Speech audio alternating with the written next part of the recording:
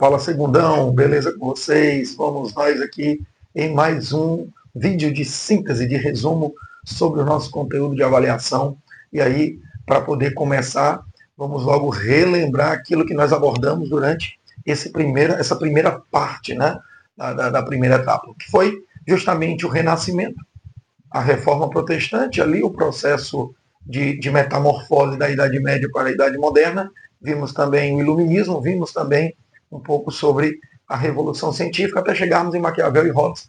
Tentaremos ser o mais breve possível aqui para não prolongar tanto o vídeo e ficar enjoativo. Mas vamos lá. Primeiramente que o Renascimento, galerinha, ele foi uma erupção de acontecimentos. É um momento de bastante transformação, é um momento de muita ruptura. A começar, por exemplo, pelo surgimento da classe burguesa. Essa classe surge ainda no final da Idade Média e com ela o renascimento comercial. Primeiro renascimento que nós podemos dar conta. Esse renascimento comercial e essa classe burguesa percebe a necessidade de uma quebra de dominação, principalmente por parte da igreja. E essa dominação, ela viria a ser quebrada a partir de um elemento que é fundamental para todo e qualquer tipo de conquista de poder: a questão cultural. A partir do domínio cultural, você tem a possibilidade de estabelecer uma dominação popular, uma dominação de pessoas que vão seguir aquilo que você impõe, aquilo que você coloca como modelo a ser vivido. E então a classe burguesa ela começa a atacar esse poder que a igreja possuía, inclusive com alianças com a nobreza, no processo de reconquista, enfim. Então, nós vamos observar que essa mesma classe burguesa ela vai começar a patrocinar a arte, os mecenas, mas a própria igreja, como forma de resistência, também vai lá e faz um processo de patrocínio também.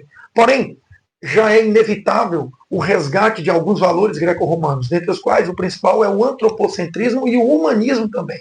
Então, nesse sentido, você vai observar que as obras que foram construídas, que foram realizadas, que foram pintadas, esculpidas durante esse contexto, tem sempre o homem na figura central. Tem sempre o homem como o centro dessa investigação, o centro desse processo. Então, o antropocentrismo acaba se tornando um ponto crucial nesse processo de revolução, de transformação que foi o Renascimento. O mundo está em erupção. Dessa maneira, compreendemos também que esta transformação também vai lá para o aspecto da religião. A reforma protestante, a tentativa de reforma feita por Lutero acabou se tornando revolução. Então, nesse sentido, nasce uma nova vertente religiosa que combate a dogmática católica, que até então era dominante na cultura medieval, na cultura europeia.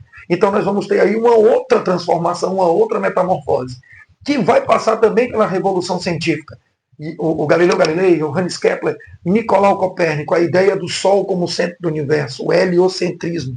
E a partir daí, a noção de ordem, não a perspectiva da Terra estática ou errante, mas que segue uma ordem, uma órbita em torno daquele eixo central que é o Sol. O que era, então, algo totalmente contestado pela Igreja Católica, que passa a atacar esse tipo de argumentação, esse tipo de ideia.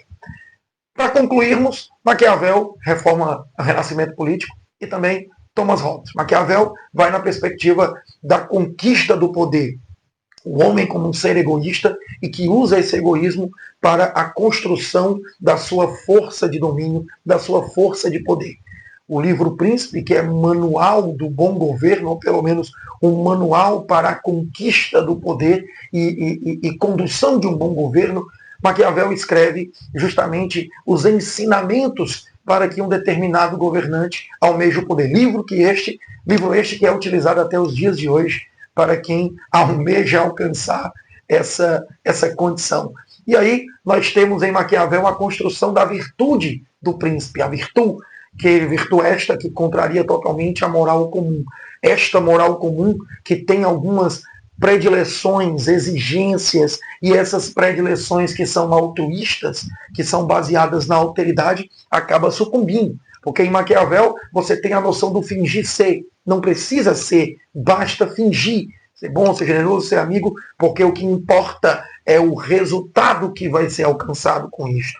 Dessa maneira compreendemos também como a sorte ou o azar, a fortuna, também pode ser um elemento colaborativo na decadência de um rei, de um príncipe, de um governante que tenha todas as habilidades possíveis, que tenha todas as condições e virtudes como ardil, mas se o contexto não lhe for favorável, se o azar pintar toda a trajetória feita com essa arte, com essa capacidade, acaba sucumbindo. Portanto, é um ponto também a se levar em consideração.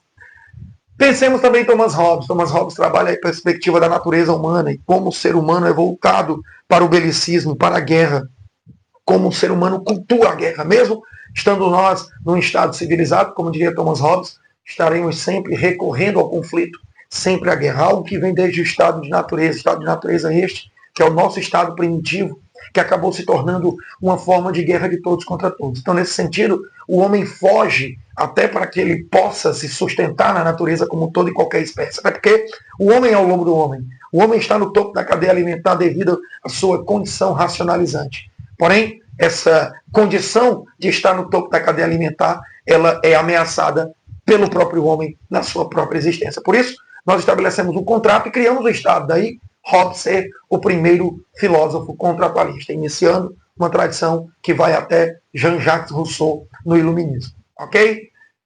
Galerinha, é isso. Tentei ser o mais breve possível.